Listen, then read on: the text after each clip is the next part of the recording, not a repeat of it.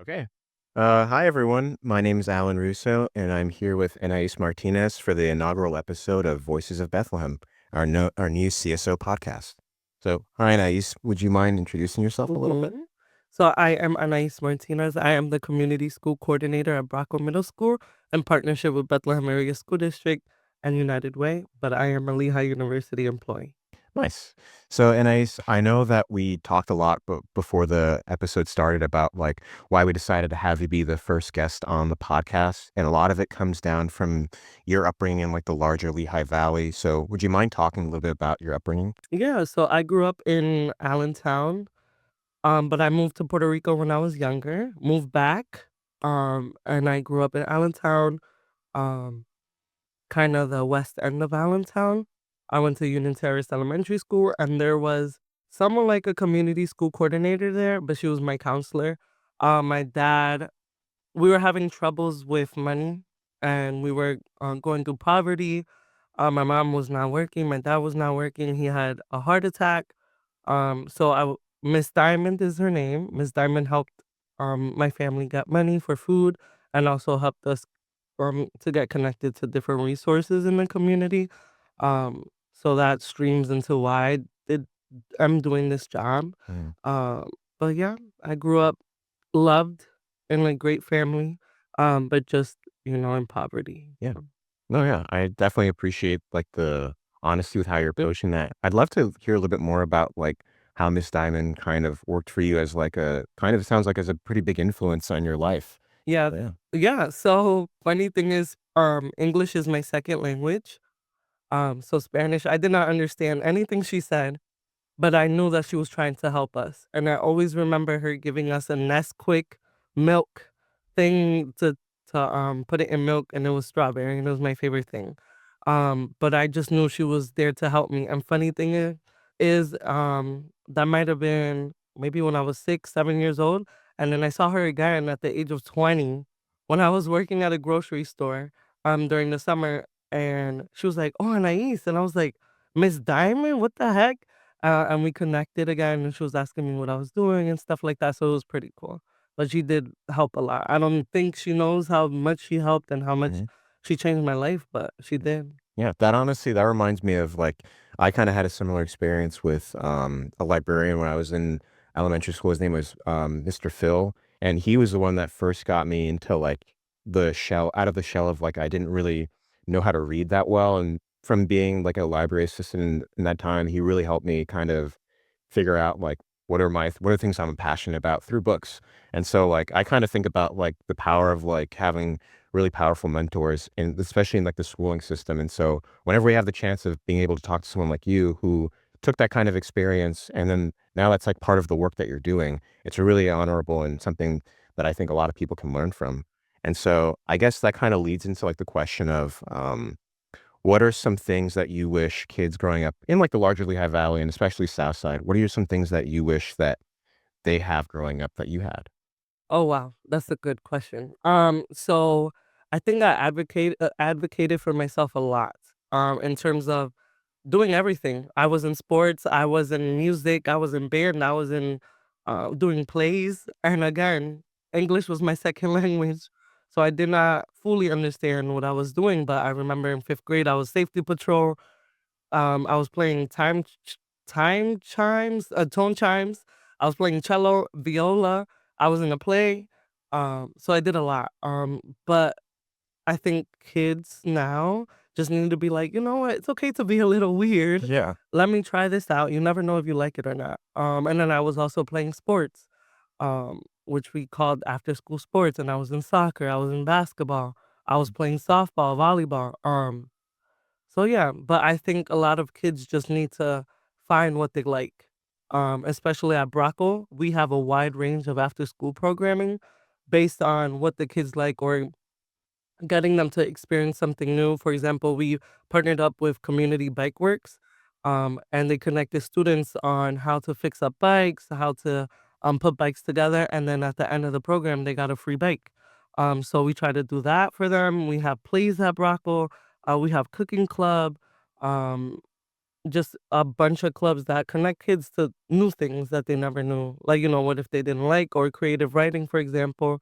There's a girl that's writing a book called Roach, and it's about like apocalyptic times, and there's a roach that's alive, and it's like POV on what it's like to live as a roach. But it's cool. She didn't know she had this talent, but yeah. Yeah, that's incredible. I can talk about, like, I remember last year as a junior, one of the cool experiences I had with Broggle Middle School was, like, the Broggle racing program, Hmm. which, for, like, those of you that don't know, it's basically the Lehigh University Mechanical Engineering Department's, junior project, which is we partner with teams of the Broggle Middle School kiddos, and they come up with a design for a Matchbox car, and we go about learning how to do the creative process for actually making them through programs such as SolidWorks, using CNC machining. And then we actually get to do a race day where all of the kiddos get to race all their different cars and be able to kind of be a part of that. And one of the things that was so fulfilling for me for that experience was the fact that when I went through it, I literally had one of the kiddos come up to me after the fact and was like, "Hey, well, what's your major again? Like, what are you studying?"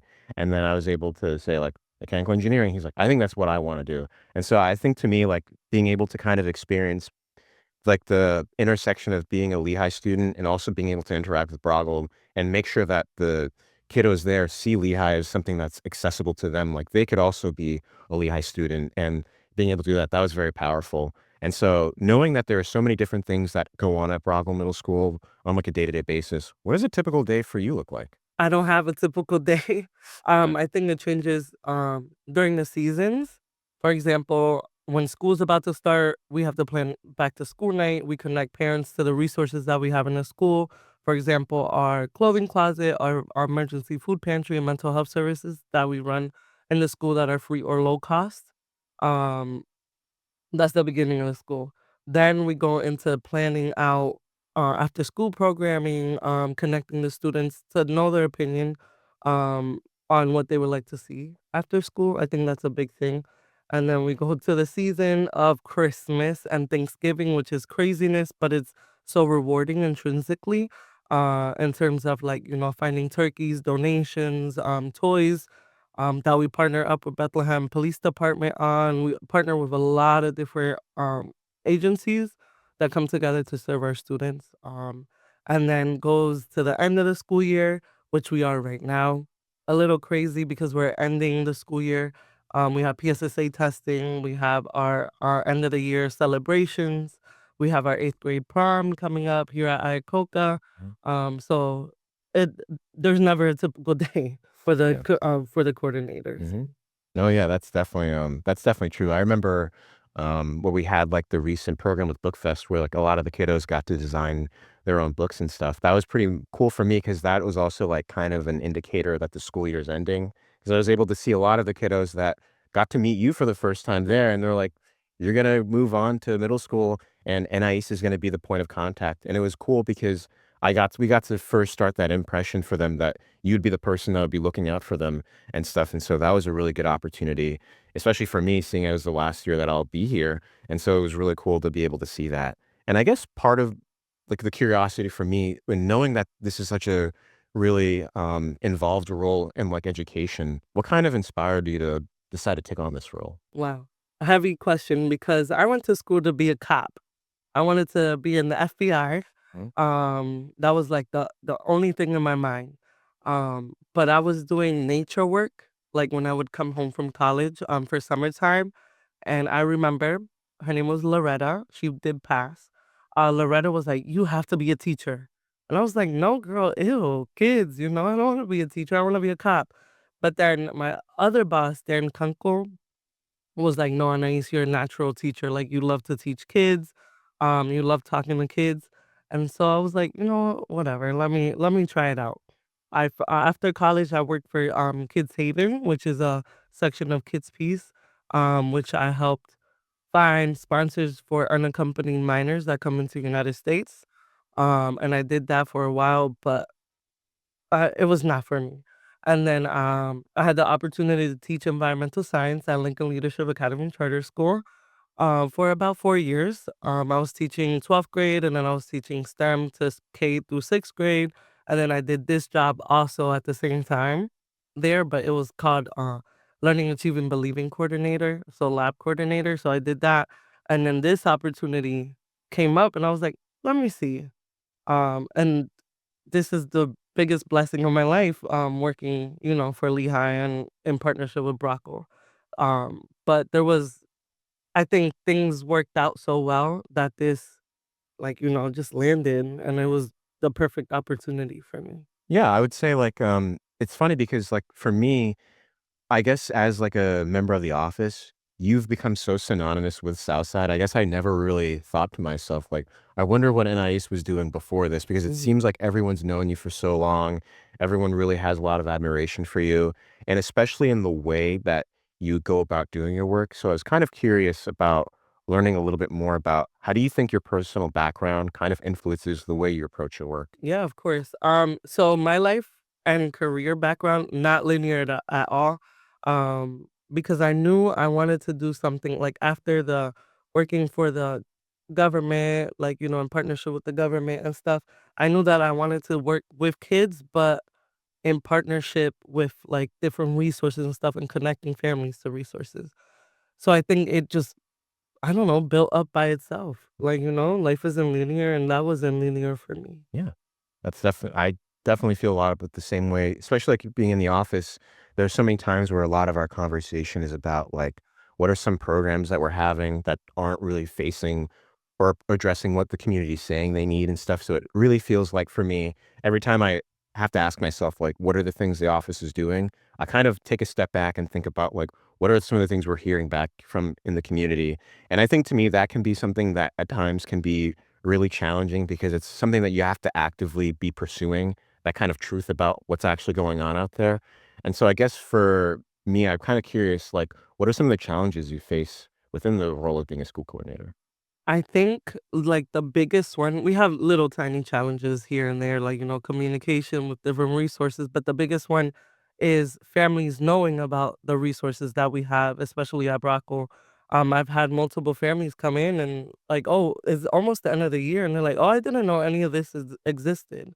Um, But I think that's the biggest challenge. We are a school, a community school that helps out the whole child, which also includes the community and the family under the community school model.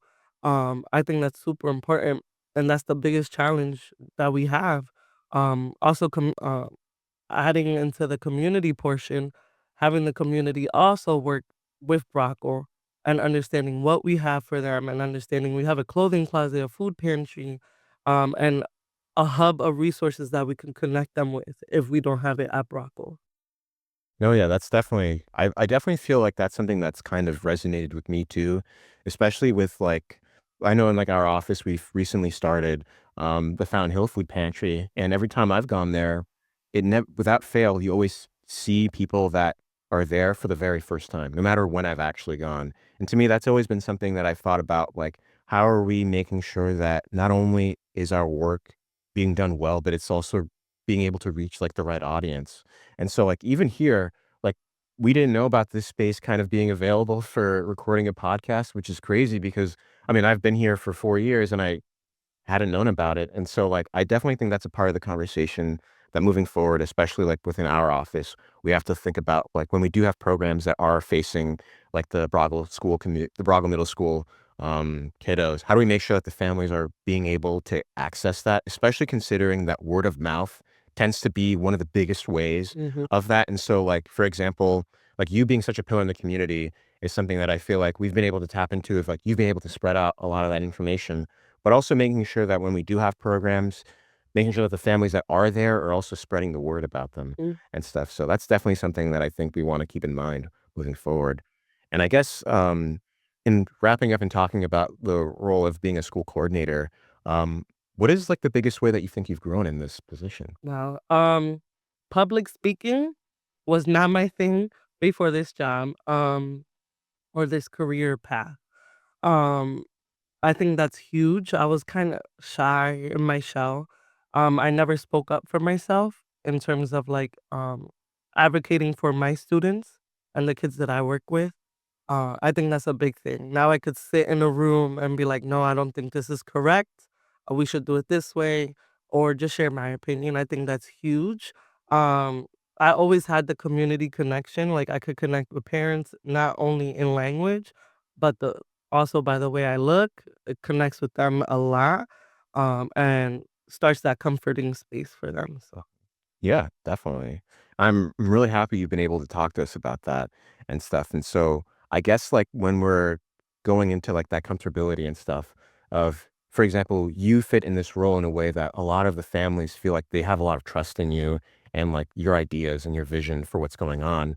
So I guess like moving on to like talking about like your visions for like the future, are there like specific changes or things that you want to see happen within Broggle and the other Bethlehem schools within, like, the next 5 to 10 years? And that's a heavy question because you could talk about the programming, being more inclusive in terms of serving our special needs students, right? Making sure that they are part of the planning of our after school programs. For example, again, with the community bike works programs, we had a special needs student work on a bike and it was beautiful and she got to ride it home. Her dad picked it up and it was great. And the dad was so grateful that we included her. All students are included, but sometimes, parents might not be like comfortable, with allowing their student to join the club, to join the program, to do an after school program, to do Saturday programs, for example, Live and Love the Lehigh. I know this year we didn't do it, but all the parents were hype about it. Yeah. But I think that's the biggest thing, making sure that we have inclusive programs and programming for all kinds of students. Yeah. Doesn't matter where you're from, your background, anything. Definitely, and I definitely think that, Living La Vida Lehigh is such a great example of how we can start to do that, especially because, that's like a program where our office basically has in this case, the Broggle Middle School kiddos come onto campus for a day and kind of have like a day in the life, and so they're able to kind of go through the motions of going to see what do lecture halls look like, what's like the dining experience looking like, and then they also get to interact with a lot of the different clubs on campus. In the past, they've been able to take a dance class with Tumbao. They've worked with SHIP, the Hispanic engineers club on campus, and learn how to code and do a lot of things. And so that's kind of, I think, going back to that part of the conversation where we wanted to make sure that the Broggle Middle School kiddos and the Southside kiddos in general feel as though Lehigh isn't just some space that's, like, adjacent to where they are that they can't Mm. interact with. Or the really big hope is that they feel as though, like, this is something that once they grow up and are able to make those decisions about their future, that it's an actual consideration. And I think so far, like, hearing the feedback about the program and seeing how excited people are is something we're definitely hoping to continue on in the future. And so I guess, like, going to that kind of impact, is there a specific way that you hope to impact the, Broadwell Middle School kiddos? Wow. I have a question, another one. I think inspiring them to do things with love and making sure that they chase what they are interested in. Sometimes class is boring and they talk about specific stuff in science, for example, but directing them in a way that science is interesting to them is amazing, right? Some kids might not know about space, but they would love to learn about space. We have a planetarium at Brockle that the kids could connect with.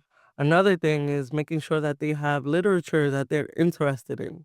Like anime, they're so into manga, Yep. which is, beautiful. And I think Bracco does a good job with trying to connect with the students in specific ways and spark interest in, what they do in school. Yeah. So school isn't boring, quote unquote. Yeah, and I guess kind of like continuing with that point, what are some pieces of advice, or if you have any, to parents that kind of want to support, especially in the South Side, that want to support their kiddos' aspirations and the ability to kind of even just figure out what they want to do, but are unsure like how to access those resources or how to go about it? Yeah, I think first step is having conversations with their kids, not being afraid to be like, "Hey, what's up? What do you like to do? Like, I don't know what your favorite color is," or something like that. It just sparks interest. Oh, do you want to be a engineer? Kids might not know what engineering is, but if a parent's like, "Oh, Pat, you could be a mechanical engineer, environmental engineer," or if they want to be a science teacher, what can we do to get ready? How can I connect you to schools or resources? And knowing that we are community schools are a hub of resources, I can help connect them to, okay, bet you want to do a career readiness program. Let's do this together. I think this is the best bet. And then I just have normal conversations with the kids on what they like. It could start with, Miss, I want to be a lawyer. Okay, why you want to be a lawyer? Because they watch CSI, whatever. Yeah. But it's cool. That's why I wanted to be in the FBI. Fun fact, I've watched CSI Miami and I wanted to be in the FBI. But it just, you never know what sparks in the kid's mind. And their parents can better support them in that way. Mhm. And I guess, like, kind of going towards, like, that part of the conversation and stuff, I guess my next question would be, what are some programs or initiatives that you're currently working on or hoping to continue or start in the future? Is this like my personal programming? Because I do a lot. I would say, how about we could start with personal and then you can Okay. continue on. Okay. Oh, wow. So I am part of the Hispanic Access Foundation, which is out of DC, and I'm part of their conservation network. So I'm a conservation network member. I'm also part of their Senderos a la Ciencia what's it called? Sorry. Very good. Ad mm, I don't know. What is it called? Sorry. But I'm part of their group that does a lot of advising on programming that they're doing. Oh, advisory committee. Sorry. Well, we could add it in. Okay, advisory committee, that's what it's called. But, advisory committee, and I just help with programming, through them, I actually was able to teach a class in New London, Connecticut about watersheds, and environmental science, which was cool. And then I'm also part of a board of directors for the Allentown Parksmanship, and it's to be able to give, accessibility to parks. In Allentown, parks. Allentown has a huge park system, and it's just how we could better connect with the parks and make sure that they are accessible. And then I'm also part of the board of directors for Lehigh Nature Center, which was the first agency or group that really started the spark of education and being able to work at education. So some of the projects, for example, to the advisory committee. We're thinking of a new place that we're gonna, set roots in to start a science program with them. Mhm. And it's honestly connecting people in the community to Latinos in science and STEM, which is pretty cool. Nice, yeah. Definitely, we're gonna try and have all of the links available within, like, the description, so if anyone wants to check out and I really do recommend that you do all the different, avenues and projects that Anais is working on, a lot of them sound really cool. There's one more, I'm sorry. Please do, yeah. I'm also the co-chair of alumni engagement for Alliance for Watershed Education in Delaware River Basin, which is set out of Philadelphia. Which is honestly there's 23 centers on the Delaware Water Basin that reach all the way from the Lehigh River all the way down to Philly. And it's just connecting people to nature and watershed education and river education and making sure, we understand what pollution is and where our water comes from. So I also do that. That's amazing, yeah. I didn't speaking of which, like, I remember when we were right outside and you were telling me about, like, the gap that you see Hmm. right outside of Building C and being able to kind of describe about it. I had no idea that you were this into nature and stuff. It's really awesome, especially considering that's something I'm into a lot too. And I guess, we'd also like to hear a little bit more about, like, what are some of the programs that you kind of envision for, like, Vimbroggle? Yeah, I love that. So we have an amazing family center. A couple programs that I'm thinking about is connecting our community to the government in a sense. Bringing someone from the Hispanic Center over to start, a process on understanding what the government can do to help our community. So that's one thing. Another thing that I want to do is have clinics, free clinics for our community members, not only our family and students. Obviously, they're going to be connected, but also open it up broader to all the community members and have like maybe a clinic once a month and that they could take 10 appointments and it's for free. I would love to see that at school.